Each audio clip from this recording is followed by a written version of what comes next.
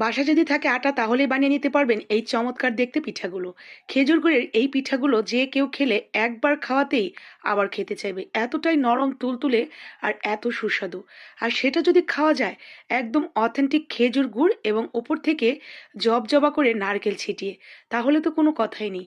একদম প্রেমে পড়ে যাওয়ার মতো আটার তৈরি এই নাস্তাটা যে কারো মন ভালো করে দেওয়ার মতো একটা নাস্তা।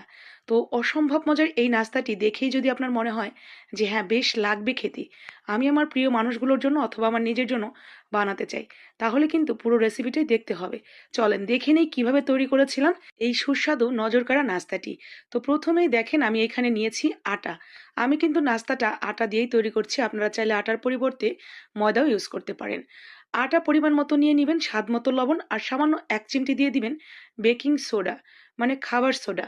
তো আমি এখানে ১ চিমটির মতো বেকিং সোডা, স্বাদ মতো লবণ এবং নরমাল পানি, একদম ট্যাপ থেকে নিয়ে নিবেন সেই পানি। কোনো কুসুম গরম-টরম কিচ্ছু করতে হবে না। জাস্ট নরমাল পানি দিয়ে এটাকে আমরা যেভাবে চাপড়ি তৈরি করি ঠিক সেইভাবে একটা ব্যাটার তৈরি করে নেব। তবে নরমালি চাপড়ির যে ব্যাটারটা হয় সেটা আরো পাতলা হয়। তো আমরা এখানে একটু ঘন করে নিয়েছি, তার কারণ এইখানে আমরা খেজুর গুড় ব্যবহার করব, একদম ঝোলা নরম যে গুড়টা সেটা।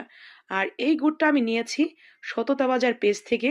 তো একদম অথেন্টিক খেজুরের রস থেকেই এই গুড়গুলো তৈরি করা হয় বলে এগুলোর টেস্টও কিন্তু অনেক ভালো। যে কোনো পিঠাপুলি নাস্তা তৈরি করলে দারুণ লাগে খেতে।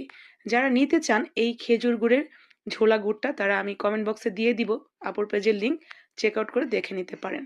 সততা বাজার পেজ আপুর পেজের নাম।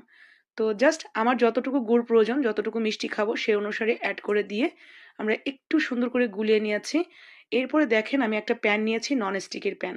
আপনি যে কোনো কিছুতেই বানাতে পারেন, রুটি ছ্যাঁকার তাওয়া, মাটির তাওয়া, অথবা এরকম একটা নন স্টিকের প্যান যদি নেন জাস্ট একবার একটু তেলটা ব্রাশ করে নেবেন প্রথমে, এরপরে আর দিতে হবে না।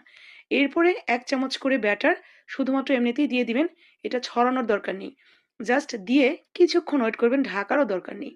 আপনি যদি এটাকে আরো বেশি মজাদার করতে চান বা একটু নজরকাড়া করতে চান, সেই ক্ষেত্রে উপর থেকে নারকেল কোড়া ছড়িয়ে দিতে পারেন, অথবা পরে দিয়েও খেতে পারেন। আপনার মন মতো আপনার যেভাবে ভালো লাগে সেভাবে। দেখেন আমি একটা নারকেল কোড়া দিয়ে আপনাদের দেখালাম, এটাও কিন্তু দেখতে অনেক সুন্দর লাগছে। তো ঠিক এইভাবেই আমরা সবগুলো ১ চামচ, ১ চামচ করে দেব। আর কিছুক্ষণের মধ্যে, এই কয়েক সেকেন্ডের মধ্যেই দেখবেন এগুলো সম্পূর্ণ এরকম ঝাঁঝরা, ঝাঁঝরা হয়ে যাবে। এই জালিদার এই নাস্তাগুলো দেখতে যেমন চমৎকার লাগে মাশাআল্লাহ, খেতেও কিন্তু অসম্ভব মজার। আর এটা খেজুর গুড়ের তৈরি করা বলে এর ঘ্রাণ মাশাআল্লাহ! পুরো বাসাটা মোমো করছিল আমাদের বাসায়।